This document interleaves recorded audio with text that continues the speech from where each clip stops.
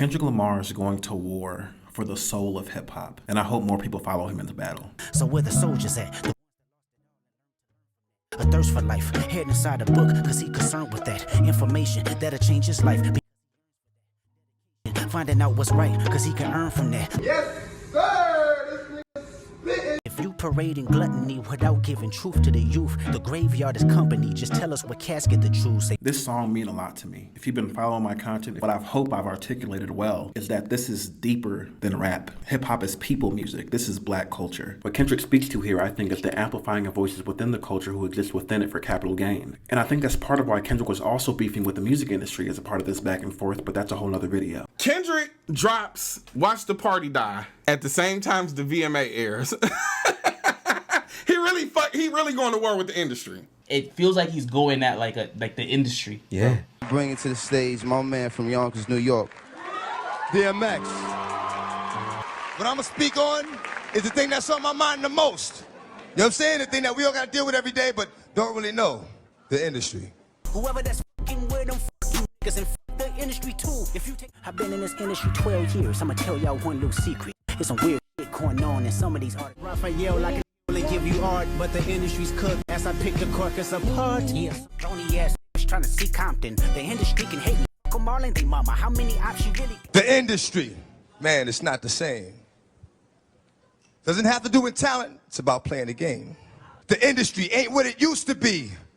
The industry's trying to control the way you MC. They want you to dress like this and talk like that. But I'm going to dress like this and talk with the bat. And I told y'all the last show, I'm no hater, I just know what the truth is. I've been intertwining this pudding for a year now, so I know where the proof is. It lies in these midtown Manhattan skyscrapers where former hustlers sign papers and do up capers. About 16 infamous stars at a time. Got them chopping and bagging and serving that shit to 16 bars at a time, and the crime is undetectable by the feds, because in the heads of our kids is where the track is. And music shoots straight to the soul, it's so potent, so it's much more addictive than crack is. Now, the high is just an illusion, lies and confusion, but just for that rush, just once these young bucks will go through it. So in essence, they're still flooding our streets with thugs, drugs, and killing. They just using these record labels to do it. So he said it's time to let the party die. A list of niggas that Kendrick Lamar wants gone. People who's pillow talking, dirty macking women because your spirit is insecure. My baby mama harder than a lot of you niggas. Keep it 100, hit the lottery niggas. How many bitches harder than a lot of you niggas? Will trade all of y'all for Nip. I can't be proud of you niggas. I mean, I'm gonna tell you the truth. I'm gonna tell you like I love you, and I don't even know you.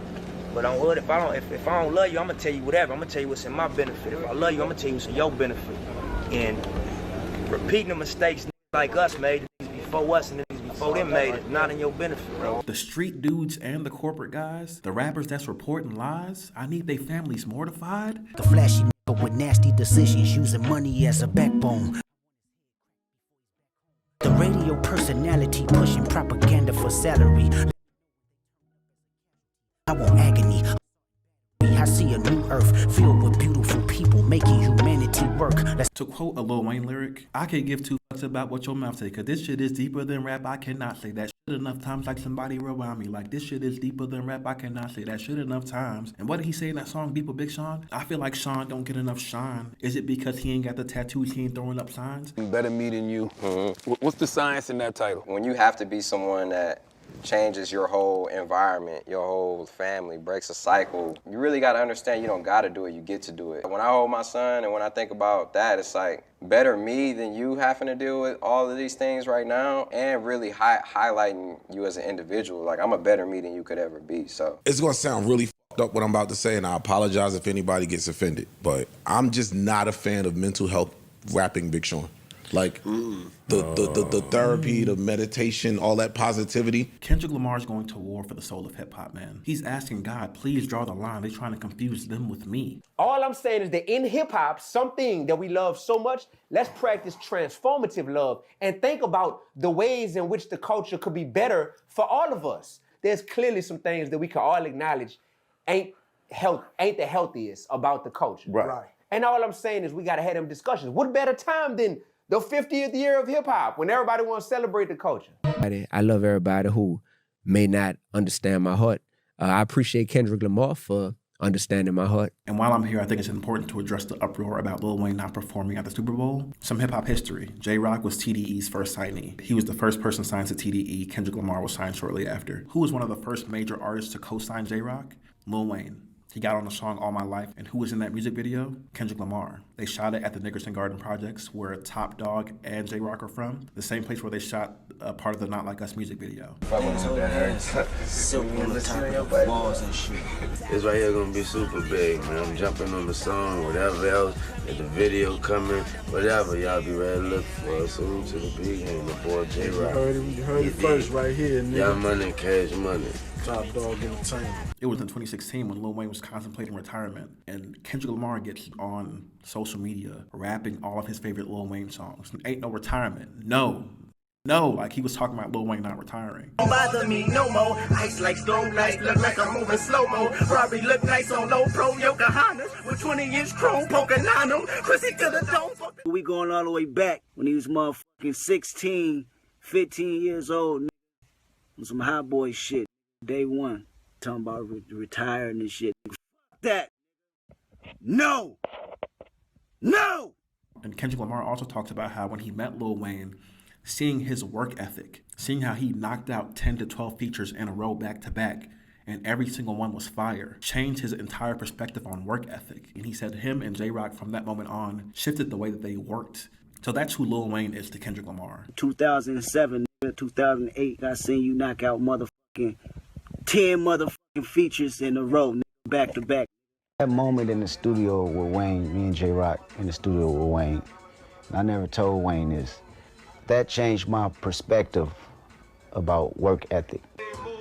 Knocked out about 12 verses, and this is feature Wayne at the moment. And these not no motherfucking fly-by-night verses. This is set right there and thought out right in front of your face and smashing them.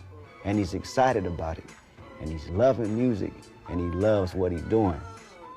That gave me a whole nother appreciation. And we took that same intensity and that work ethic, and we applied it moving forward from having that feature for all my life. I feel like the only way Lil Wayne won't perform on the stage of the Super Bowl is if he doesn't want to. I think we're finally starting to see more of the mainstream artists have this conversation more. You know what I'm saying? But this is not a new conversation. Ever since hip-hop became commercially successful, there's always been this battle for the soul of hip-hop, right? Making sure that we don't lose the soul of hip-hop and its expansion and commercial success. These record labels slang our tapes like dope. Still be writing rhymes and broke. You have a Lexus or justice, a beamer, a necklace, or freedom. I just stay awake. This real hip-hop. Till we get the popo off the block. Go look up Common's beef with Ice Cube. Listen to the music. Listen to what Common is saying about where hip-hop is going. Or listen to Beef by Mos Def. There's always been these warriors throughout hip-hop history who've been battling for the soul of hip-hop, who've been trying to reclaim it from the industry, from the people. And that's a part of the work that I was doing. That's been my orientation to hip-hop. I was a part of a rap group called Them MCs. Our whole tagline was, we're not those rappers, we're them MCs. Like, that was our tagline. You know what I'm saying? So They Not Like Us is not a, new idea to me in terms of like creating a separation between people who love the culture and people who are here to exploit the culture. Kendrick Lamar was beefing with the industry, so was I when I was 17, 18. The sky, so I'm reaching this high. My machine is again to see the dead and cause I'm revived to make them live again. Boycott the industry, they ain't taking my energy. Game changing my enemies, can't hang and contend with me. Kendrick Lamar is calling out rappers who lie in their music. So did I when I was 17, 18, 19. They said kid could have been the next president. Lyrical politician spitting truth that's self-evident. And them lies that you telling got you a Bentley. You may have the fame, but you still not them MCs. This is a battle that's been fought for hip-hop since it became industrialized. So love and liberation to you all. And as always, like and follow for more content. This is culture.